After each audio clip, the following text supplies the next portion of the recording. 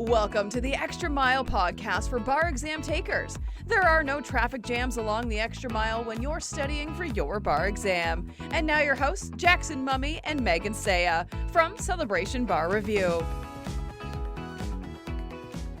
Hi, welcome back.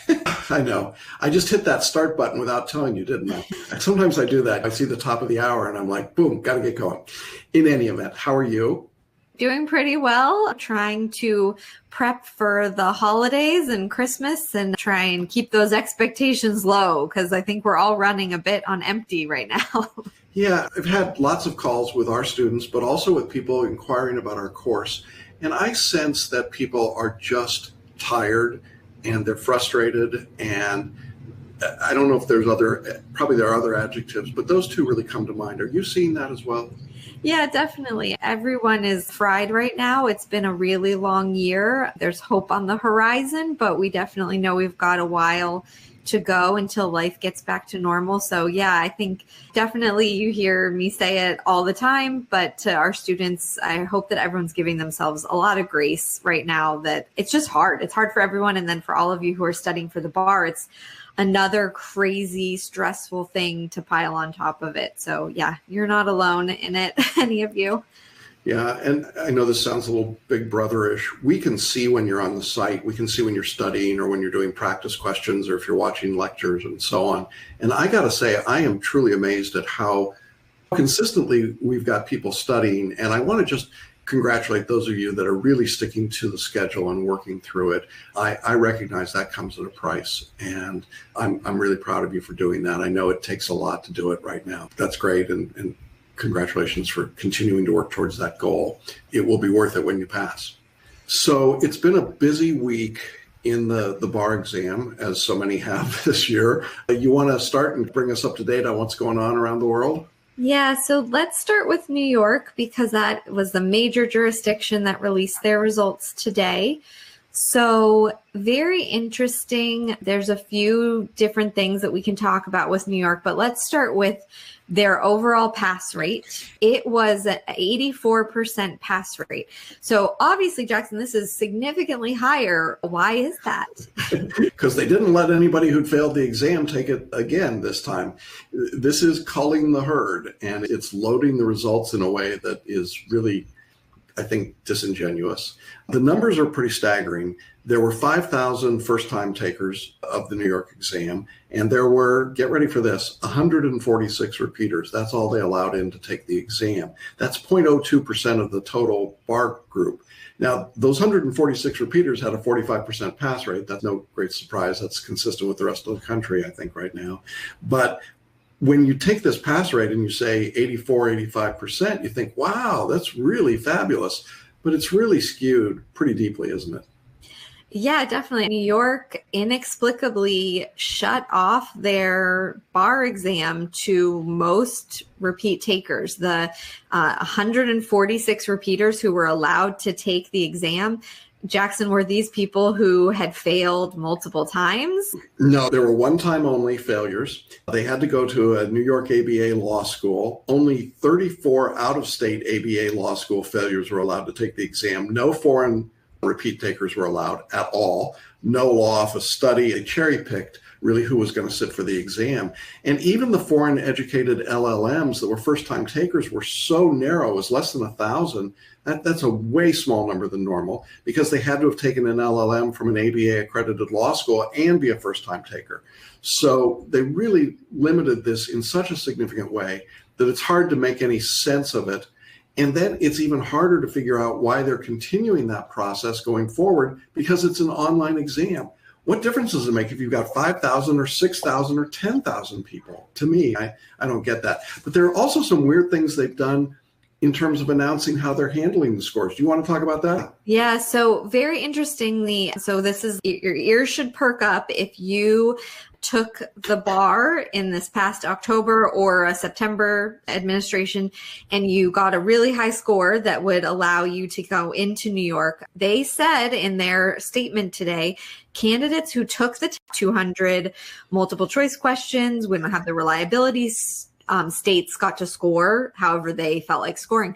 But New York is saying you can transfer your passing score to New York. So if you passed in October and you are interested in being licensed in New York, I think you need to get in touch with them immediately and try and figure out if you are eligible for this transfer into New York. Yeah, and the New York passing score was 266. So if you're in a UBE jurisdiction, you took the Plan B test and you got in that jurisdiction a number of 266 or better, then I would go ahead and apply. And I think the reason, you and I were talking about this before we went live, if you're in that situation, I would just apply because I'm not sure this door is going to open again. It just feels like they are trying to close things down. And so if there's this possibility of getting in this way, even if you don't necessarily think you're going to practice law in New York, this may be your only shot to do it. So I think that's one big part of this situation. I know we've got some people that scored better than 266. We've got quite a few of them in UBE jurisdictions in Plan B. We didn't think New York was an opportunity because of the way they had described it. And so now I think I would go for that going forward. And then the other thing that is bizarre is what they're going to do for February. You want to talk a little bit about that?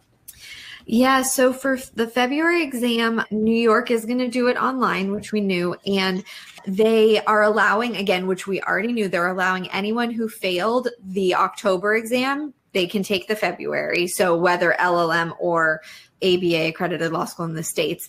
But also they said that they will consider requests from graduates who took the bar exam in another state and were unsuccessful and now wish to take the New York exam. So if that's you, if you are wanting to take the New York exam and you have not been allowed to register so far because they've been very strict on who can register, you need to email a request to application@nybarexam.org. Okay. New York finally joined the 21st century here and got an email address as opposed to making you fax everything to them, which is insane because it's 2020. But they have an email address now, so you need to email them.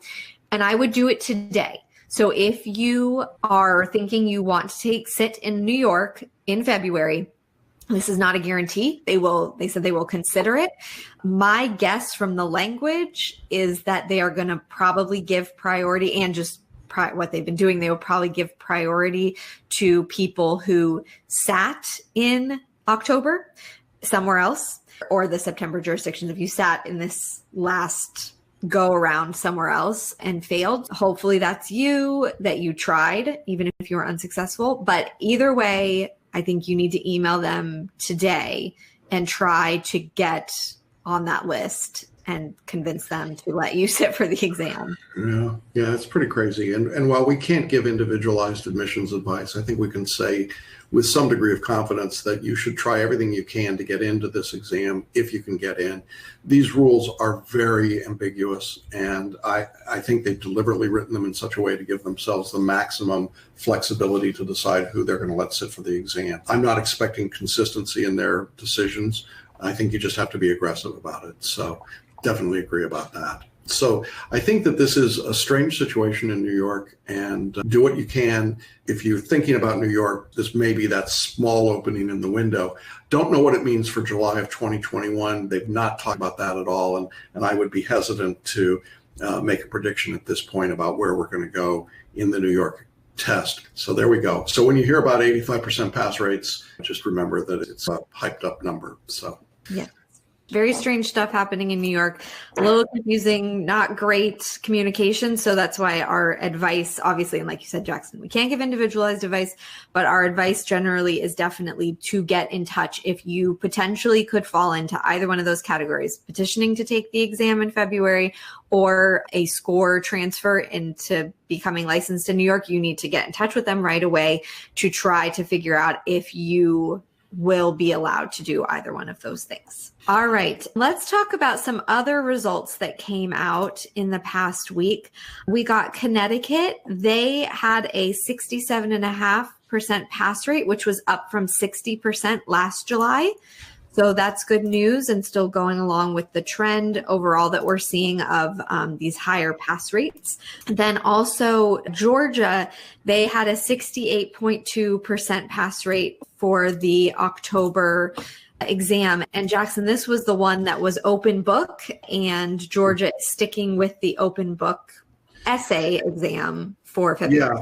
Yeah. And I thought it was interesting. At 68%, there was some discussion, as you remember, people said, oh, it's open book, pass rates are going to soar. What didn't happen? 68% is better than you would expect in some respects. Our students did very well. We had some remarkable stories. I've just done an interview with a student. This is a great story. The student started before Celebration Bar Review and got a 114 on the Georgia bar. They didn't even score that student's essays. And on this pass test, got a 278. So I don't know, what's that math? 64 points increase. And so I think that for people who followed our advice about how to study for this exam and prepare for the exam, results were really very good. But I think it also is instructive that an open book exam didn't suddenly make it a no-brainer. You just showed up and read out of the book. It is what we've been saying all along. The test is not about the law you can recite or memorize or even look up in a book. It's how you use it. Yeah, definitely. I just think this is the showing. It's the proof in the pudding for what you've been saying, Jackson, for decades, which is that it's not really just about knowing the law. If it were just memorizing the law, then an open book test, you'd see 80, 90% pass rate. Just look up the black letter law. There you go. No problem. But yeah, certainly 68% would indicate that there's a little bit more to it than that. Yeah. There's one thing I want to point out, and it happened to a student in Georgia, but I think it could happen elsewhere, and I think it's a good lesson. And that is that there was a student who took the Georgia bar, not with us, but then was not successful and filed and had accommodations, testing accommodations. And the day the results came out, this individual contacted Georgia and said, I want to apply for accommodations. And they said, whoops, too late. The accommodations deadline was several weeks ago. And the student, I think, reasonably said, wait, I just got my results. And the examiner said, doesn't matter. You had to apply for accommodations by the accommodations date, regardless of knowing your results out of this exam.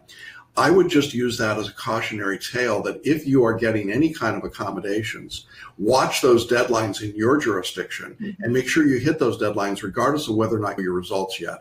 Because apparently, at least in Georgia, even after an appeal, this was absolutely something they weren't going to change. I thought that was crazy, actually, but there you go. So I would say this in particular now to California bar takers waiting on results. You got to hit those deadlines regardless of whether your results, and New Jersey and a couple of other states that we still don't have results in. So be careful about those deadlines. Yeah, definitely. All right, and let's talk about Texas. So they released the October exam results. So you'll remember Texas had a September exam in person in the individual hotel rooms, and then they had the online October exam. So really interesting, and I would love to get your take, Jackson, on what you think happened here. Texas October results, it was a 60% pass rate. That's way down from the September 9th through 10th exam. It was 77% pass rate. So what do you think happened there? Why the gigantic disparity between the two test dates? Yeah, I think, first of all, the easy answer would be, well, it went online, but I don't think that's what happened. Remember that there were two different forms of the exam. In the September exam, there were 6 essays. There were 200 multiple choice questions, and there were 2 MPTs. Then in October, they went to 12 essays online, 1 MPT, and 100 multiple choice questions. And that jiggering of the balance of questions, I think, is what threw it off. I think it caused people having to write more essays and getting fewer multiple choice questions hurt the pass numbers significantly. And I thought that this was a wonderful in the sense of being a numbers geek. It was very instructive to me, and I'm going to look forward to digging into the numbers in more depth as they start to be released from Texas. But I think it's a pretty clear indication that when you don't give 200 questions in the MBE, your test results go berserk. That they can go wildly one direction or the other because the test just isn't reliable. And we talked about this last week. The scoring appeared to be just a doubling of the first 100 multiple choice questions, which really begs the point, why bother to give the second 100 questions if you're just going to double up what you did on the first 100? And I think in Texas, we saw it made a difference. When you had 200 questions, that made a difference. When you had 6 essays versus 12 essays, it made a difference.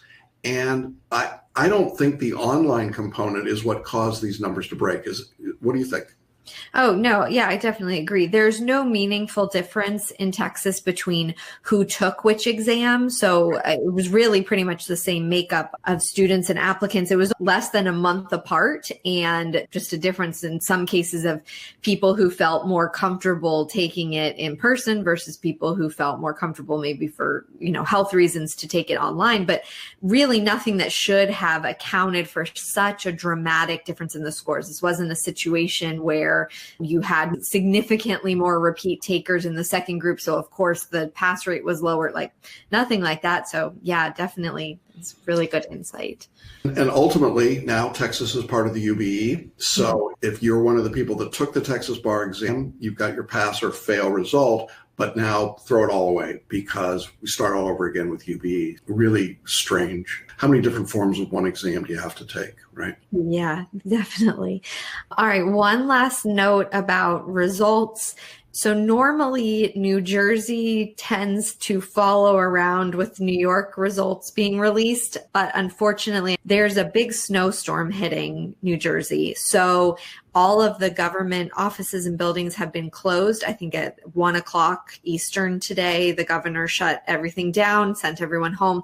So that means there may be a bit of a delay in the New Jersey results. So obviously, if you are in the New Jersey or that New England area, we hope that you stay safe, stay home if you can, enjoy the snow. I heard they're giving some places in the country, some school districts are giving snow days to kids, even though they're online, because it just felt like, gosh, like these kids need some extra joy. So I hope that it's a nice little snowstorm and not anything that causes you to lose power or be in danger. But just know that if you're waiting on results in New Jersey, they might be a little bit longer after New York than you would normally see. Yeah, I think we're down to probably about 10 states or so now that have not released results. Obviously, the big one being California, but we've got some smaller states that have not released results. So we'll keep an eye out for that and see what happens. But I think the general trend across the country was that pass rates were better than would have been expected by most of the pundits, although I'm just going to pat us on the back. We said it back in March, this would be a better test for people, and definitely agree. I know we're going to talk a little bit about February 2021, but I firmly believe that if you can sit for that February test, I know it takes an enormous reserve of energy to do it right now, but that test is going to be a very passable test because of the mix of people sitting for the exam. Interesting to see how these numbers have played out. Definitely. All right, let's talk about some administrative questions, and I'll start with one about New Jersey since we were just talking about that. All right, the New Jersey Board of Bar Examiners has just provided me with information regarding acknowledgement package and fingerprint instructions. I have a query regarding requirements for passing. What's the difference between phase 1, bar examiners and readers, and phase 2, readers? Does it mean that a passing score is 272? A lot of jurisdictions have a two-phased reading for people that are close to the passing number. And essentially what New Jersey is saying is they start with these bar readers. They're people that are not experts in the bar exam. They're not professors. They're people who need a side hustle and they've passed a bar somewhere, someplace. And for example, in California, these bar readers get paid $3.25 a book. So not a lot of money at all. And the bar reader grades their essays. And then if your score is in a certain range, I think in New Jersey, it's 266 to something, 272, then they look at that and they say, okay, based on that, let's have the bar examiners look at your work as well. And we do a second grade and then we come in. The passing score in New Jersey is 266. It's not 272. I think what they're talking about is that if you are in this range of scores, you're going to get a second read. And they could read you up or read you down. I wouldn't worry about it as a bar taker right now. There's nothing you can do about it. It's just the scoring system. Some states give more information about their scoring system than others. This is really just pulling back the window a little bit to let you know that in this particular state, and they're not alone, there's two levels of reading that can happen for a small number of people, and really a small number of people. The best approach is blow past the passing score, and then it's a moot point. But if you're just under or just over, you're probably going to have a second read. And sometimes that second read pulls you under the passing score, unfortunately. I saw you already gave me lots of MBE questions. Should I buy any other MBE questions online, like from Adaptivar? No, absolutely not. There are only about 2,100 licensed questions in the universe. We have every one of them. Any other questions are unlicensed, made-up questions. And I got to tell you, unlicensed, made-up questions are very sketchy. It's very hard to do. We have to do it in Florida, and it's hard, Megan. It is hard to write questions, and we're trying to write bad questions. It's hard to do. Maybe it's harder to do bad questions. Anyway, the reality is when you go out to buy more questions, if you're buying them from a company that's got licensed questions, you're seeing the same question, but our answer explanations, I think, are vastly superior. Our course started as SMH Bar Review in 1970 at Harvard Law School, and so this is the creepy part. We're 50 years old. I mean, 50 years are these questions and the materials. So the genesis is pretty well established. I know some people like to think and come up with their own hypotheticals. Someone today gave me a hypothetical from a movie, which is fascinating, but we're not interested in movie hypotheticals. We're interested in bar exam questions. And so you should be using the bar exam questions and the answer explanations that we've written to those questions. And that is more than enough for you. You don't need to do 4,000 MBEs to pass the exam. That is mythology. What you need to do is follow the approach that we've taken, and then you're going to see these big jumps in scores. And I'll say, again, we've had some students. I mentioned one student in Georgia who made their score jump. We have a student, and I don't know if she's on the call today. What was the jump in score? How many points? It was 60 plus scale points on the UBE. Holy cow, are you kidding me? Congratulations. That is, I can hardly wait to do that interview, really. And I know Tamara worked with you, Megan, but there's plenty of material there. You can make the score go up. So don't think it's by going out and getting more questions. And I'm not trying to take money out of Adaptivar's pocket, not that they'd miss it, but it's just not necessary. And we've got everything you need to be successful. Yeah. Jackson, North Carolina is doing a virtual exam for February 2021. Will you please post for us first-time virtual takers a bit of calming Jackson wisdom re-virtual exam? By virtual, I think you mean online. Online, yeah. Yeah. In the UBE course, you and I have done several videos about online test taking for essays, online test taking for performance tests, and online test taking for the MBE.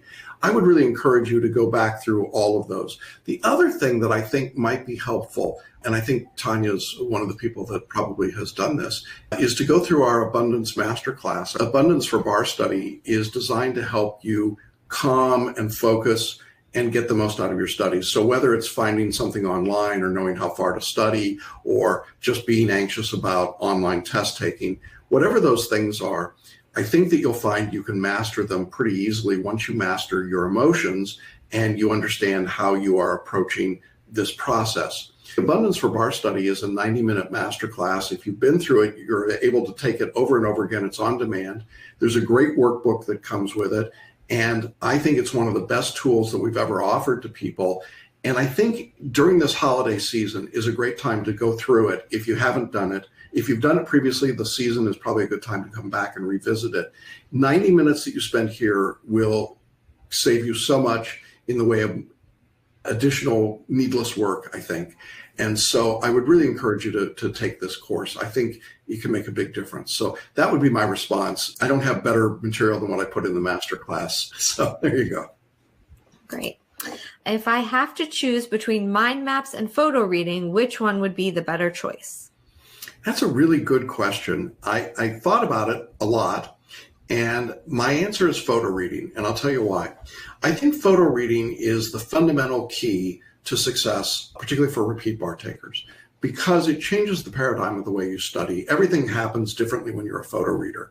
You're getting through the material more times. You're being more selectively intuitive in answering questions, essays, and multiple choice. You're starting to use mind mapping anyway. It's built into the photo reading course. We've got some mind mapping. And so I think photo reading gives you the foundational piece. And therefore, I think that's where I would start. Now, if you have photo reading for the bar exam, we're going to give you a whole range of bonuses and extras, additional resources and webinars and so on.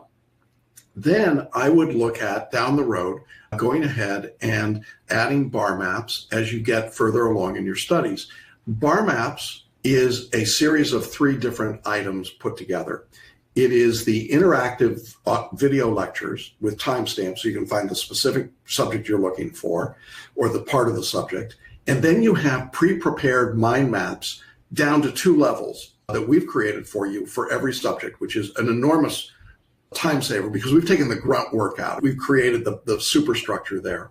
And then you can go ahead and fill it in. You can go from there. And then we added the fast finish audio lectures recently, which are the high-speed audio soundtracks of those subject lectures.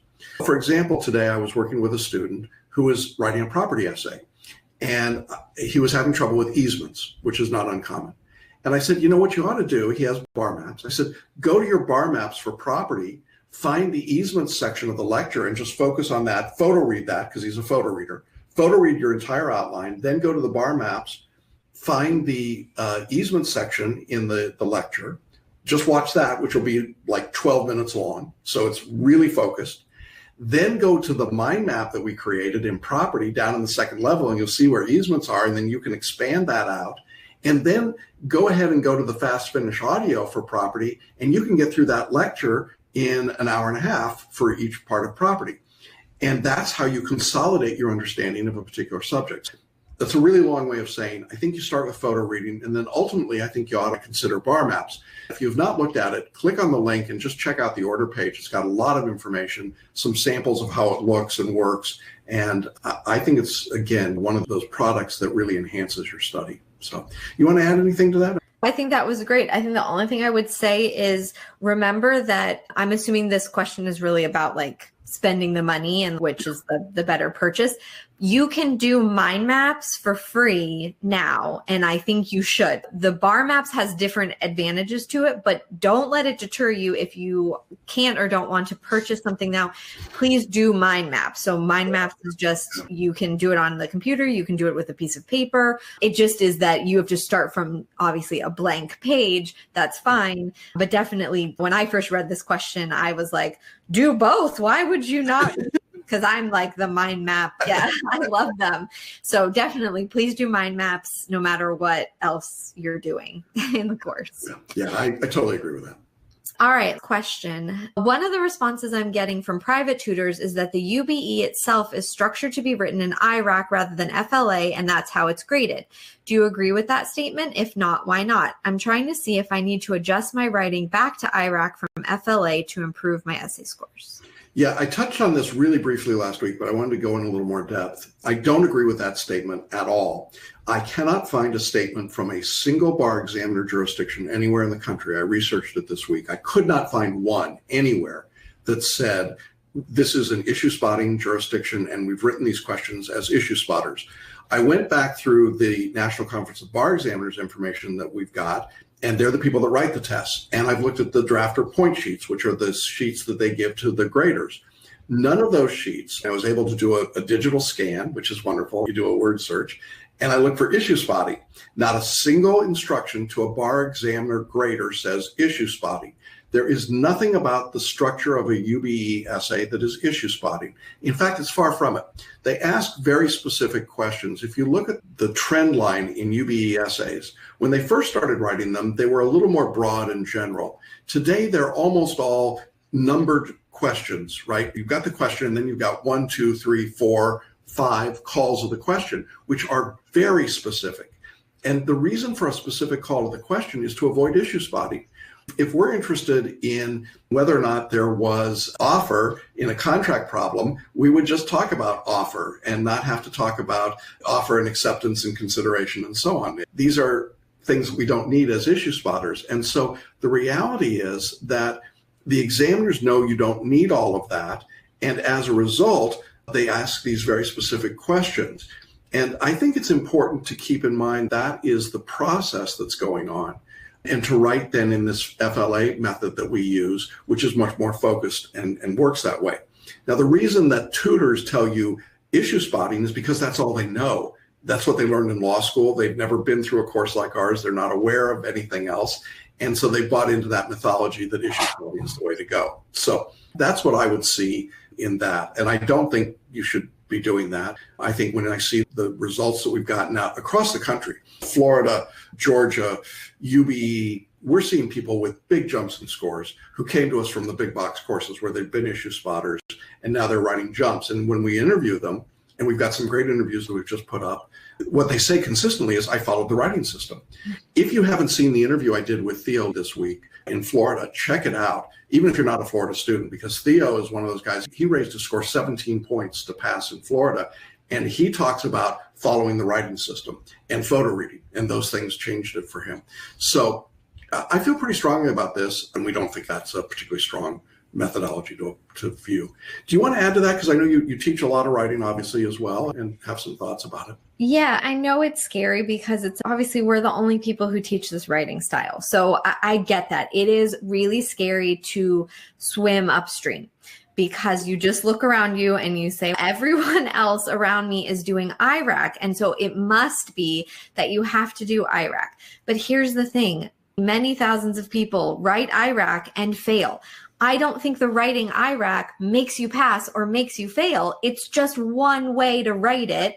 And for many people, they're not successful when they do it that way. Okay. With FLA, what I would say is that you have to be committed to it. That's true with anything.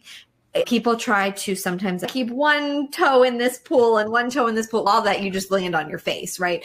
So you just have to jump in, pick a pool and jump in. And obviously we really deeply believe that FLA is an easier way for you to write. And when done correctly is also an easier essay for the examiners to grade and gets them to follow your logic clearly, simply, concisely. They can see your work all the way through. And then by the end of it, they understand what you're saying, can see that you've demonstrated that you know what you're talking about. We obviously believe in it very deeply. I did FLA in California, first time passed. So, this is everyone who works for Celebration Bar Review in anything that is working with students other than our lovely fairy godmother, June. They're all attorneys who took Celebration Bar Review, used FLA, and passed. So we didn't just make it up. I made it up many years ago, but over the we haven't just made up like, I don't know, maybe this will work. We'll give it a shot.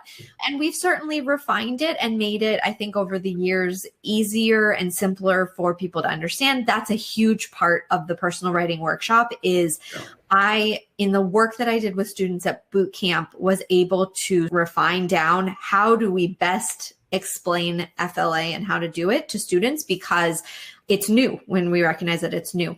And so that's a huge piece of the personal writing workshop, is really like distilling down, here's what it is, here's why it works, here's how you implement it, like really clearly, here's how you implement it, and then practicing that. Yeah, I think it's definitely one of those things that can feel really scary, but it's that if for many of you, you came to us because you had been trying IRAC and it failed, it didn't work. And for some of you, it didn't work a lot. You weren't even close, or you keep trying over and over again and it wasn't working. And so I think to that, I just always say, what's the harm in trying something new that does have a really great success rate? What's the harm? You've tried IRAC. There's clearly nothing magical about IRAC that makes you pass. Let's give this a shot. I like it. Yeah, absolutely. And I find it fascinating that there are these interesting justifications for staying with stuff like IRAC writing or not using licensed questions. Wow, people are very creative, aren't they, out there? No, and that makes sense. That's human nature. It's the devil. It might not have worked, but it's familiar and comfortable. And it feels really scary to take a step and try something new. Yeah, it's the stinky diaper approach. It's warm and smelly, but it's mine. So there you go. So maybe it's time for a diaper change. All right. Last question. You touched on this briefly at the beginning, Jackson. So let's talk a little bit more about it. We get this question a lot. Should I take the February 2021 exam, or would it be better to defer until July when things may be more settled? Yeah, this is the $1 million question right now. And I think the $1 million answer is take the February 2021 exam. And here's why. There are a number of people who were first-time takers in states like New York, Georgia, California to come, Florida, who did not pass. And these people expected to pass. And then they got their results way later than normal. And they don't have enough time to prepare. And they weren't preparing in advance of the results coming out. And for many of them, the shock of failing and the ability to get themselves emotionally recalibrated and back in and studying for February is going to be too great. As a result, substantial numbers of those people will not sit in February as they normally would have, and they will jump to July of 2021.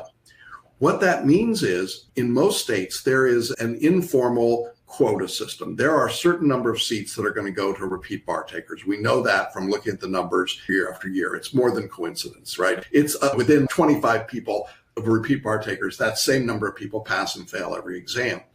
And so if there are fewer people competing for those repeat bar taker seats, then you're way better off if you're a repeat bar taker. Now, if you're a first-time bar taker, it doesn't matter. If you've been studying, you should sit for the February exam. If you haven't been studying, well, you got to figure it out right now. You need about 30 hours a week from today to be ready for the February exam. If you can do that, sit for the exam. If you can't do it and you got to go to July, okay, you go to July. But if you're a repeat bar taker, I cannot emphasize enough, this is going to be a gaping hole of opportunity for you because so many repeat bar takers that you would have been competing against are now out of the system because they just didn't have enough time. I also think, and you can speak to this as well, Megan, there are people that are scared of online exams, rightfully or wrongfully, they're just scared of them. And so I know there are people that are waiting for July because they think somehow it's going to go back to an in-person exam. What's your view? Are we going to put the genie back in the bottle? Yeah, I think it's really hard. The analogy I use with my kids all the time is trying to put the toothpaste back in the tube, which I use because goodness, if you could see their bathroom, it's massive amounts of toothpaste that end up all over the place every morning and evening. But yeah, I think it's going to be hard to go backwards. That's not to say it's definitely not going to happen. I'm sure jurisdiction by jurisdiction will change. This was clearly the direction that it was moving in anyway. It was just on a much longer timeline. There's not great justifications now. The NCBE has been touting how great the online exam went. New York, we just saw it in their press release touting how great the online exam was. I think it's really hard to do all that and then turn around and say, no, we really want to force you all to come and sit in a room. You look at things like the GMAT to get into business school, it has been online for years. There are all of these examinations that they're online already. And I think that the bar exam was a bit behind the times with this. I don't know. I certainly wouldn't be holding my breath and waiting for it to go back to being in person.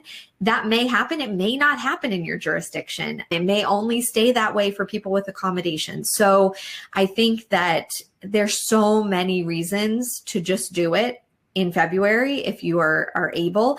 And I just think that there are a lot of reasons to procrastinate, but they're not good reasons. So if you're able to do it in February, you really should. Yeah, and no doubt, this holiday season is tough. I don't know about for other people, it feels weirdly unholiday. And certainly if you've been studying through that fall season in 2020, and now you're into this, and we're in the pandemic, and it's just dragging on. And if this feels bad in December, I can't imagine what January is going to feel like. And so it's hard. But I also believe that the rewards will come to the people that persevere through the hard stuff. And I think if you can hang on, if you can wait at the hardest moment, Harriet Beecher Stowe said, that's just the moment when the tide turns, when it seems like all is lost. This is the time to stay there and hang in and go through. We were accurate in predicting that this would be a series of good results through the 2020 exams. I firmly believe the February 2021 will be even better for repeat bar takers.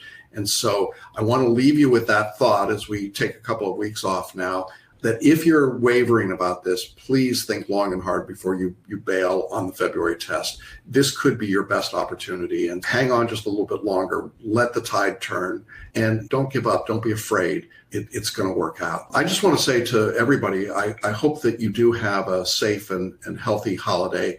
I know that the holidays will feel very different for us, for you, Megan, for sure. And we know that it's a strange time, and we care very much about how you're all doing as people as well as students.